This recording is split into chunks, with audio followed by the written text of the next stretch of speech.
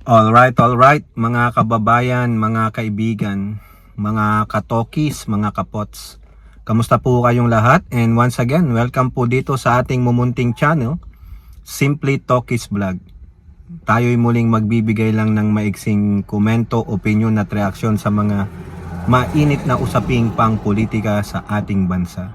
Pag-usapan natin mga kababayan, dalawang bagay, no? Ang una po ito, si Senator Duwag na Tago, oo, yung tinatawag natin na ang tapang-tapang magsalita, yung pala basag ang itlog, no? Oh, yan po ang tinutukoy natin na ganyan ay walang iba kundi si Senator Bato Wag Duwag de la Rosa, no? Ang tatapang ng mga pinagsasabi niya tungkol sa mga ICC warrant di umano noon, ha? Panay pa ang tawag niya kay Trillanes, ay chichi ka dyan, sige, gusto mo, ikaw pa magpotat. O ngayon, tago-tago ka. Nung nasabihan ka lang na nakita na ang iyong warrant of arrest ni Remulla, wala na, no? Hindi na nagpakita after nung adjournment nila nung October 15, 2025. Nagbukas na ulit sila nung November 11, ngayon naka-adjourn sila. Magbubukas sila ng January 26 pero nowhere to be found sa Senado si De La Rosa, no? At dinedepensahan pa siya ng kanyang kapwa tanga at bobo na si Robin Padilla. Now, itong si De La Rosa, alam nyo mga kababayan, hirap din ang kalagayan yan, no? Nang dahil kay Boying Remulla, torture ito. Oo, mental torture itong kay Bato. Secondary na lang yung physical torture. Bakit? Syempre pag stress out ka, nag-aalala ka ng husto, syempre maapektuhan ng iyong kalusugan, no? Ewan ko lang kay Bato kung ano nang itsura ngayon ni Bato. Biruin nyo, 3 months na natin siyang hindi nakikita physically. Wala man lang pictures o any event, no? Siguro eto si Bato, nag-lose na ito ng mga ilang pounds, siguro nakaka 20 pounds lose na ito dahil sobrang pagka-stress nito. Oo mga kababayan, kung hindi ito nai-stress ng husto, hindi ito magtatago no? Hindi ito yung hindi papansinin yung mga text messages ng mga kapwa niya mga DD shit senator. Biruin nyo, sabi nila dati, lalo na si Amy Chismosang Babalo, na hindi na daw sumasagot sa mga text messages nila. Wala man lang komunikasyon sa kanila. Putol na ang communication. He cut off all the communication kasi stress na yan. Ayaw nyo nang makakabalita na parang napaparanoid siya na tuwing may masasagap siyang ganito, baka ICC warrant, no? Ang malaking nagtotorture dito kay Bato ay si Boying Remulla. Biruin mo, sinimulan ni Boying Remulla yan no? Hindi naman si Trillanes ang nagsimula na ilalabas na ang warrant, ganito, baka may warrant na ng ganitong buwan. Hindi. Ang pinaka tumalo kay Bato ay si Boying Remulla. Nung sinabi na Remulla na nakita ko na ang copy ng kanyang warrant of arrest, ayun, wala na. Baka nag-isip na siya, sige, maging preemptive na ako dito. Na-torture na yung utak niya. Ano ba gagawin ko? Nanghihingi na ng advice sa mga kakampi niya. Baka na-advisean siya, mag-ingat ka na lang. No, kasi sinasabi pa nila noon na proprotektahan ka lang sa Senado kung may session. Paano kung walang session? Pwede po siyang damputin. Ang sabi pa, protektado ka ng Senado kung nasa loob ka ng Senate premises. Pero paglabas mo dyan, wala ka ng protection. So, litong-lito po si Bato. Sobra ang pagka-torture nitong taong ito. Lalong-lalo na mental torture. Ayun po yung sabi ng kaibigan natin. Hindi ko mabanggit kanina Ngayon sinabi, mental torture yan. Oo, wala ngang physical torture dyan, yung he is not being interrogated and being tortured physically, but the mental state. Litong-lito na yan si Bato. Kinakailangan kay Bato, huwag kang matakot.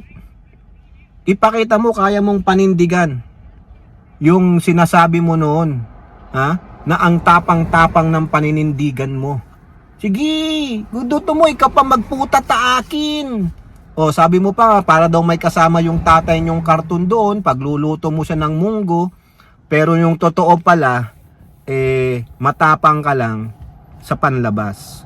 Pero yung totoong bato, nakita natin, na malaking duwag pala. Oo. Ginagamit ang kanyang pagiging senador para takasan ang mga responsibilidad. Yan po, biruin nyo masakit yan. Biruin mo, hindi ka pumapasok sa Senado, nakukutya ka na, nako-call out ka na. Ang tanging dumidepensa lang sa'yo, yung mga kapwa mo tanga at bobong mga DD tulad ni Padilla. Oo. Pero sa mental state niyan, litong-lito na yan. O ngayon, ang latest po, yung kanyang abogadong si Attorney Ezra Elito Torion, sinasabi na hindi naniniwala si Torion na meron ngang ICC warrant of arrest si Bato. Pero yung kaalyado nilang si Roque, inadvisean pa siya, huwag kang magpapahuli, Senator Bato, hanggat maaari. Nakita na daw ni Roque yung warrant of arrest ni Bato. Ano ba talaga? Kaya ganyan po ang mental state ni Bato, litong-lito siya. Sinong paniniwalaan niya? Kaya ngayon, siguro naisip niya na lang, I better shut up, I better be a tamilmil, mag-keep quiet ako, huwag akong magpakita, no, antayin ko na lang kung totoong merong warrant of arrest galing ng ICC para sa akin. So, syempre, saan siya magtatago? Kung saan po yung balwarte nila, o yung talagang hindi napupuntahan ng mga otoridad. Pero in the long arms of the law, babagsak at babagsak yan si Bato. For the meantime, mentally tortured na siya. Oo. Baka nga makita na natin yan, nag-lose na ng 30 pounds yan, hindi na siya mukhang Bato eh. Ano na siya? Mukha na siyang ting-ting. Di ba? O ngayon, puntahan naman natin yung isa ring senador na kapwa niya rin former PNP chief. No, kung si Bato, former PNP chief, pero napakasamang imahe ni Bato bilang former PNP chief, eto rin, umamin ito na wala siyang moral ascendancy. Dahil wala naman siyang karapatan na sabihin kay Bato na lumabas ka, wag kang magtago. Inamin naman niya ni Ping Lacson eh. Inamin niya wala akong moral ascendancy na sabihin yun kay Senator Bato. Tama naman siya. O now, ngayon, itong si Ping Lacson mukhang nagsinungaling.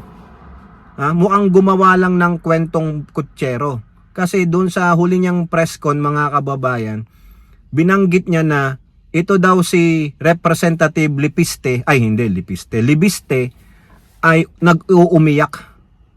Nag-uumiyak dahil siya po ay binabatikos diyan daw sa kanyang laban sa korupsyon. Yun po yung sabi, di umano ng nanay niyang senador na si Loren Legarda na nakausap si Senator Lacson. Na humihingi nga ng tulong kay Lacson para tulungan yung bata, pero umiiyak daw. Umiiyak daw yung batang congressman.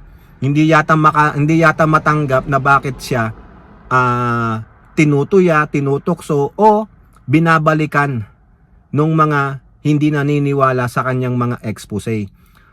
Ganyan siguro yung mga Gen Z, no? Pag hindi nakuha ang gusto, hindi sila inayunan, sumbong nanay, sumbong tatay, sumbong yaya. Oo, mga tumbongero. Ano kaya patumbong ko kayo kay Peryong at Dagol? Kayong mga Gen Z na akala nyo, hindi naman lahat, akala nyo makukuha nyo lahat, you can get everything you want, you can have everything you need. Hindi po. Kinakailangan alam nyo ring tumanggap ng batikos. Kinakailangan alam nyo ring tumanggap ng rejection. Ang masama sa inyo, you cannot accept the rejection because you want to please everybody, you want to matter. Hindi po ganoon ang mundo. Yung generation nyo, we can call you a generation of weak kids. No, hindi matanggap ang pagbabatikos. No, hindi kayo open-minded. Ang alam nyo lang, you are entitled to everything. Hindi po ganoon. No? O ngayon, sabi niya nag-iiyak daw. Nanay nang nagsabi, nag-uumiyak. Ngayon, ang sabi ni Libiste diyan sa balita ng ABS-CBN, Hindi naman ako umiyak eh. Hindi ako umiiyak. O ano ngayon? Ano ba, paano na Lacson? Nagsinungaling ba si Ping Lacson? Gumawa lang ba ng kwento si Ping Lacson pero pinupuri niya si Libiste? After na purihin niya, sinabi niya umiiyak ka naman eh. O ibig sabihin tinutuya ka. O pero sabi ni Libiste, hindi ako umiiyak. Hindi totoo yun. Hindi totoo umiiyak ako. Hindi naman ganun yun. O ano pala ginawa mo?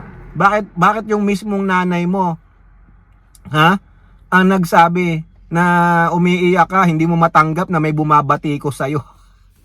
Ano gusto mo? Ikaw lang ang babatikos ng babatikos? Anong gusto mo? Hindi ka na pwedeng i-criticize? Ano gusto mo? Inumin lang namin yung mga lemonade na ibinebenta mo? Walang ganon. O tanong dito, sino nagsasabing totoo? Si Ping Lacson o si Representative Libiste na hindi daw siya umiyak? Sabi ni Lacson, umiiyak ayon sa iyong ina. O di po ba? So Ping Lacson, nagsisinungaling ka, gumagawa ka ng kwento. Di kung ganun pala, di batikusin mo si Ping Lacson, Libiste. Huwag kang magsinungaling ha. O ganun sabihin mo kay Ping Lacson. At sabihan mo rin yung nanay mo, huwag na kailang chismosa. Alright mga kababayan, yan lang po no, ang ating dyan. Ano pong inyong masasabi? Comment down below and don't forget to like and share. Hope to see you on our next videos. Bye bye. God bless.